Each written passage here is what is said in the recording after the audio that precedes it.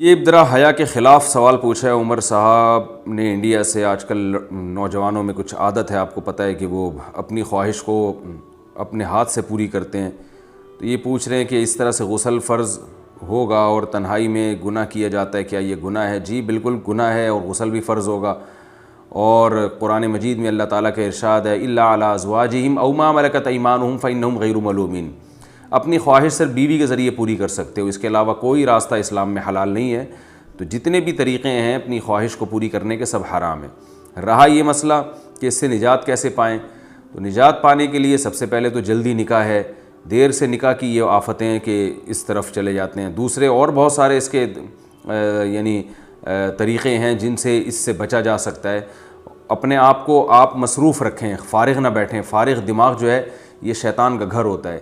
پھر وہ اوقات دیکھیں جن پر خواہشات، یعنی کون سے اوقات ایسے جن میں یہ خواہش کا حملہ ہوتا ہے اور جس سے اس گناہ کی طرف توجہ جاتی ہے، تو ان اوقات میں کوئی مطالعہ کریں۔ جیسے آپ جب رات کو سونے کے لیے بستر پہ لیٹتے ہیں تو کوئی اچھی کتاب اپنے پاس رکھیں، اس کا اسٹڈی کرتے کرتے آپ سو جائیں، اور فحش فلموں سے اپنے آپ کو بچائیں، فحش لٹریچر سے بچائیں اپنے آپ کو، اور جم جایا کریں۔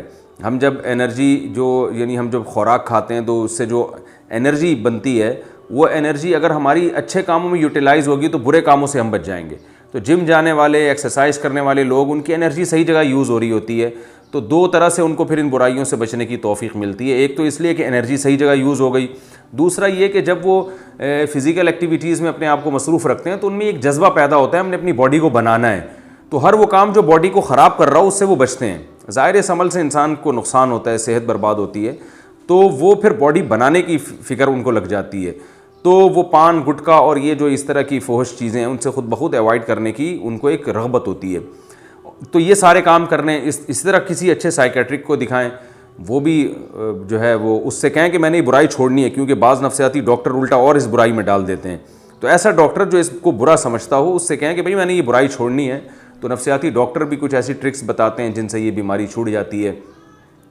اور ایک کام تو لازمی کرنا ہے کہ جب بھی یہ برائی ہو فوراً کچھ سزا دیں اپنے آپ کو۔ ایک روزہ رکھیں یا 2 روزے رکھیں، یہ اپنے اوپر لازم کر لیں کہ جب بھی یہ مجھ سے برائی ہوگی تو میں 1 روزہ یا 2 روزے یا 3 روزے، جتنی اللہ نے استطاعت دی ہے، ایک اپنے اوپر فرض کر لیں۔ فرض کا مطلب یہ نہیں کہ قسم اٹھا لیں، کہ نیت کر لیں، عزم، پختہ نیت کریں کہ جب بھی یہ برائی ہوگی میں سزا کے طور پر 1 روزہ یا 2 روزے یا 3 روزے، جو بھی آپ بہتر سمجھیں وہ آپ اپنے اوپر، اتنا کہ آپ کو سزا ملے، اور سزا اتنی زیادہ بھی نہ ہو کہ وہ سزا ہی نہ دی جا رہی ہو۔ آپ نے 20 روزے کی کہہ لیا تو 20 روزے نہیں رکھے جا رہے اب آپ سے، تو سزا اتنی ہونی چاہیے کہ اس میں سزا کا عنصر بھی ہو، یعنی نفس کو تکلیف بھی ہو، اور اتنی بھی زیادہ سزا نہ ہو کہ سزا دینا ہی مشکل ہو جائے۔ تو درمیانی درجے کی سزا ہو، کچھ صدقہ خیرات بھی کیا جائے ہر دفعہ میں، اور پھر توبہ استغفار لازمی کی جائے۔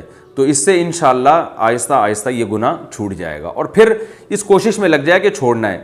جب تک نہیں چھوٹتا تو مایوس نہ ہو، یہ نہ کہ یار یہ تو پھر مجھ سے دوبارہ ہو گیا، اب تو میں بس کرتا ہی رہوں گا، مجھ سے تو بچا جاتا نہیں ہے۔ یہ غلط ہے۔ ایک دفعہ ہو گیا، آپ توبہ کریں، اور جو میں نے آپ کو اعمال بتائے ہیں وہ اعمال آپ کریں۔ تو پھر اگر دوبارہ ہو جاتا ہے پھر توبہ کریں، پھر وہی اعمال کریں آپ، تو ایک دم سے یہ چیزیں نہیں چھوٹتی ہیں، آہستہ آہستہ ہی چھوٹتی ہیں۔ یہ تو بہت کم لوگ ہوتے ہیں جن میں اللہ نے حوصلہ دیا ہوتا ہے ایک دم سے سب کچھ چھوڑ دیں، لیکن آپ اگر ایک دم سے نہیں چھوڑ سکتے تو اس طریقے پر آپ چلیں گے جو میں آپ کو بتا رہا ہوں، تو آہستہ آہستہ انشاءاللہ یہ بیماری آپ سے چھوٹ جائے گی انشاءاللہ۔ اللہ تعالیٰ جتنے بھی نوجوان ان قسم کی برائیوں میں مبتلا ہیں، اللہ تعالیٰ ان سب کو بچنے کی توفیق عطا فرمائے، اور اللہ کا واسطہ ایسے لوگ نکاح میں جلدی کریں، کیونکہ اگر یہ نکاح نہیں کرتے نا تو آج یہ برائی کر رہے ہیں، کل اس سے آگے قدم جاتا ہے، پھر اس سے بڑی برائی کی طرف شیطان لے کر جاتا ہے۔